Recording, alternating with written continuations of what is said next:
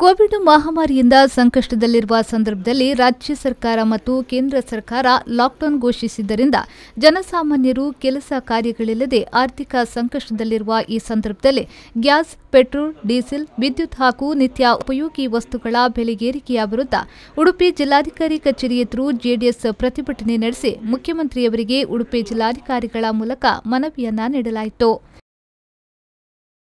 ಈ ಸಂದರ್ಭದಲ್ಲಿ ಮಾತನಾಡಿದ ಜನತಾದಳದ ಜಿಲ್ಲಾಧ್ಯಕ್ಷ ಯೋಗೇಶ್ ಶೆಟ್ಟಿಯವರು, ಅಗತ್ಯದ ವಸ್ತುಗಳ ಬೆಲೆ ದಿನೇ ದಿನೇ ಹೆಚ್ಚಾಗುತ್ತಿರುವುದರಿಂದ ಜನಸಾಮಾನ್ಯರಿಗೆ ಬದುಕಲು ಸಾಧ್ಯವಿಲ್ಲದಂತಾಗಿದೆ. ಈ ಕೂಡಲೇ ಬೆಲೆ ಕಡಿಮೆ ಮಾಡಿ ಜನಸಾಮಾನ್ಯರು ಬದುಕಲು ಅವಕಾಶ ಮಾಡಿ, ಇಲ್ಲವೇ ರಾಜೀನಾಮೆಯನ್ನ ನೀಡಿ ಎಂದು ಸರ್ಕಾರವನ್ನ ತರಾಟೆಗೆ ತೆಗೆದುಕೊಂಡರು.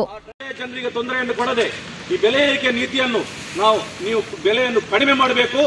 ಜನಸಾಮಾನ್ಯರಿಗೆ ಎಲ್ಲ ವಸ್ತುಗಳ ಬೆಲೆ ಏರಿಕೆಯಾಗಿದೆ. ಕೃಷಿಕರಿಗೆ ವಿಶೇಷವಾಗಿ ಡೀಸೆಲ್ ರೇಟ್ ಏರಿಕೆಯಿಂದಾಗಿ ಕೃಷಿಕರು ಆ ಟ್ರ್ಯಾಕ್ಟರ್ಗಳನ್ನು ಓಡಿಸಿ ರೈತರು ಕೃಷಿಯನ್ನು ಯಾವ ರೀತಿಯಾಗಿ ಮಾಡಲಿಕ್ಕೆ ಸಾಧ್ಯ?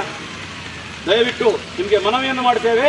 ನಾವು ಇವತ್ತು ನಮ್ಮ ರಾಜ್ಯದ ಸರ್ಕಾರಕ್ಕೆ, ಮುಖ್ಯಮಂತ್ರಿಗಳಿಗೆ, ನಮ್ಮ ಜಿಲ್ಲಾಧಿಕಾರಿಯವರ ಮುಖಾಂತರ ನಮ್ಮ ಜನತಾದಳ ಜಾತ್ಯತೀತ ಉಡುಪಿ ಜಿಲ್ಲಾ ಪಕ್ಷದ ವತಿಯಿಂದ ನಾವು ಮನವಿಯನ್ನು ಅರ್ಪಿಸ್ತಾ ಇದ್ದೇವೆ.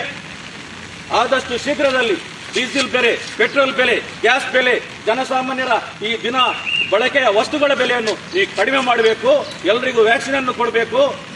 ಎಲ್ಲ ರೀತಿಯಲ್ಲಿ ಈ ರಾಜ್ಯದ ಸುರಕ್ಷೆಯನ್ನು ಕಾಪಾಡಬೇಕು.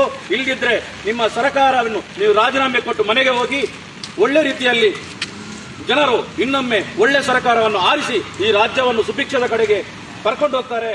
ಈ ಪ್ರತಿಭಟನೆಯಲ್ಲಿ ಜೆಡಿಎಸ್ ಅಲ್ಪಸಂಖ್ಯಾತ ಘಟಕದ ಅಧ್ಯಕ್ಷರಾದ ಮನ್ಸೂರ್ ಇಬ್ರಾಹಿಂ, ಕುಂದಾಪುರ ಕಾರ್ಯಾಧ್ಯಕ್ಷ ಹುಸೇನ್ ಹೈಕಾಡಿ, ಇಕ್ಬಾಲ್ ಉಡುಪಿ, ಜಯರಾಮ್ ಆಚಾರಿ, ಬಾಲಕೃಷ್ಣ, ರಮೇಶ್ ಕುಂದಾಪುರ ಹಾಗೂ ಕುಂದಾಪುರ ಮತ್ತು ಬೈಂದೂರಿನ ಜೆಡಿಎಸ್ ಮುಖಂಡರು ಭಾಗವಹಿಸಿದರು. ರವಿರಾಜ್, ವಿ4 ನ್ಯೂಸ್, ಬೈಂದೂರು.